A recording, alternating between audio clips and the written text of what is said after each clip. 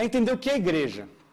E por isso que eu li o texto, a igreja é o corpo de Cristo. Eu não sei o quão prático isso é para você, mas talvez você um dia conheceu a Cristo numa comunidade de fé, /congregação ou o nome que você queira dar. Mas aquela denominação não é a igreja. Aquela congregação não é a igreja. Aquela congregação é uma parte da igreja, porque a igreja é o corpo. Então isso é importante porque, infelizmente, a nossa cultura, ela se dividiu como cristão de forma feudal. Então cada um é um time, né? Então assim, eu tenho meu time, você tem o teu, eu sei que o teu é bom e é de Deus, mas eu vou baixar a cabeça e trabalhar. E a gente não se conecta, a gente não se mistura, a gente não gera coisas relevantes juntos. Por isso é mais difícil de gerar um impacto. Entender o poder da igreja na cidade. Quando a Bíblia ela começa a trazer a menção da igreja, após esse texto de Pedro, é a igreja sendo constituída. E todas as vezes que é dito a respeito disso, fala sobre cidade. Cidade. Naquela cidade não tinha só uma comunidade. Naquela cidade tinha um monte de comunidade. Tinha um monte de casa, tinha um monte de grupo.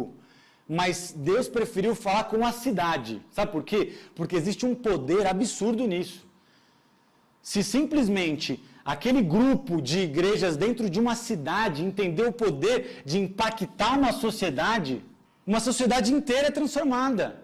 A gente está começando bem timidamente um projeto numa comunidade carente lá na África chamado Catleron. E o caminho que Deus tem nos mostrado é esse.